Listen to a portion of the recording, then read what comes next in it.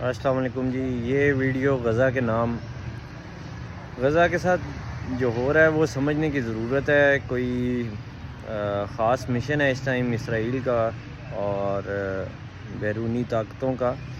اگر آپ you N کے اندر دیکھیں تو 5 ملک ہیں جو ویٹو کر سکتے ہیں، باقی سارے ملک تو بیکار ہیں وہاں پہ۔ اور 5 ملکوں میں سے 2 نے تو اسرائیل کی حمایت کر دیا ہے، جس میں امریکہ اور یو ایس اے ہے، اور تیسرا اسرائیل کو جو ہے اسلحہ فراہم کرتا ہے فرانس۔ تو جب وہ یہ کام کر سکتا ہے تو باقی کیا رہ جاتا ہے وہاں پہ؟ تو یہ لوگ مل کے جو ہے اس ٹائم مسلمانوں کو مار رہے ہیں، اور مسلمانوں کی ایک فوج بنائی گئی تھی، اگر آپ کو یاد ہو تو اس کے جو آرمی چیف لگائے گئے تھے وہ پاکستانی آرمی چیف تھے، جن کا نام ہے رحیل شریف صاحب۔ ہمیں وہ نہیں پتہ کہ وہ کہاں ہیں، لیکن وہ مسلمانوں کی فوج کے سربراہ ہیں اس ٹائم پہ بھی۔ تو کہنے کا مقصد یہ ہے کہ ہمارے پاس کوئی ایسی فوج نہیں ہے جس طرح نیٹو ہے، یا جو مل کے ان یہودیوں کا اور عیسائیوں کا مقابلہ کر سکیں۔ تو ہم مسلمان جو ہے تنہا ہیں، اسی لیے غزہ کے لوگ جو ہیں جن کے پاس نہ تو اتنے کوئی میزائل ہیں، بس پتھر ہیں جو وہ مار سکتے ہیں اس ٹائم، اور یا وہ بم کھا سکتے ہیں۔ تو ہمیں یہ سمجھنے کی ضرورت ہے کہ مسلمانوں کو فوج کی کمی ہے، نہ ہم جہاد کر سکتے ہیں، کیونکہ ہم نے قرضے اتنے لے لیے ہیں۔ پاکستان نے، ترکی نے، اگر آپ دیکھیں تو ترکی کے اندر آج پرسنٹیج انٹرسٹ کی 35% ہو گئی ہے، اور پاکستان کے اندر جو ہے تقریباً 24% ہے۔ اس کا مطلب ہے کہ انفلیشن بہت زیادہ ہے، اور جب کسی سے آپ نے قرضہ لیا ہو تو آپ اس کے خلاف تیلی بھی نہیں چلا سکتے۔ تو اس سے بہتر ہے کہ آپ جو ہے اس کا راستہ فائنڈ کریں کہ آپ نے کیا کرنا ہے۔ ضرور مسلمانوں کو جہاد کی تیاری کرنی چاہیے۔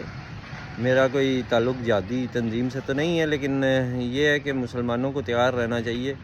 اگر پاکستان کے پاس بھی ایٹم بم نہ ہوتا تو شاید انڈیا بھی پاکستان کو اسی طرح ہی مار رہا ہوتا، کیونکہ آپ ایک چھوٹے ملک ہو، اور انڈیا کے مقابلے میں بہت ہی چھوٹے ملک ہو۔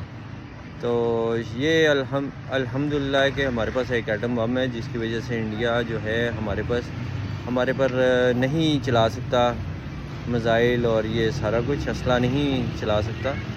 تو یہ بڑا ضروری ہے سمجھنے کا کہ پاکستان کو اس ٹائم کرنسی کی مار سے مارا جا رہا ہے، ترکی کو کرنسی کی مار سے مارا جا رہا ہے، اور باقی عالم اسلام کو سوائے عرب کے، کیونکہ وہ عرب تو ویسے ہی ان کے کنٹرول میں ہیں، تو باقیوں کو انہوں نے بم سے مارا، چاہے آپ لبنان دیکھیں، شام دیکھیں، افغانستان دیکھیں، اور بہت سارے ملک ہیں۔ اسی طرح ایران کو انہوں نے کرنسی کی مار ماری ہوئی ہے، اس کے اوپر ریسٹرکشنز لگائی ہیں۔ تو ان چیزوں کو سمجھنے کی بہت ضرورت ہے۔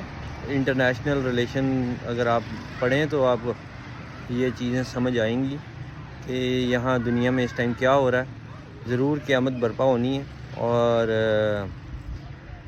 مسجد اقصیٰ بھی کا فیصلہ ہوگا کہ کس کے پاس جائے گی، لیکن یہ ہے کہ مسلمانوں کو جد و جہد کرنے کی بہت ضروری ہے۔ صرف دعا سے کام نہیں چلے گا، اور دعا کرنی چاہیے۔ اللہ تعالیٰ دعا سے راستے بدل دیتا ہے۔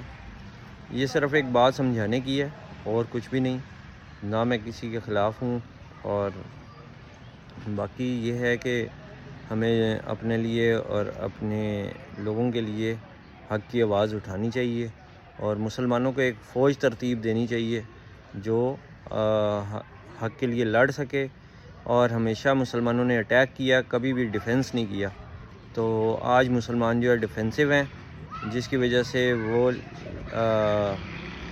مقابلہ کر نہیں پا رہے۔ تو یہ کوشش کریں کہ آپ مقابلہ کریں۔ شکریہ۔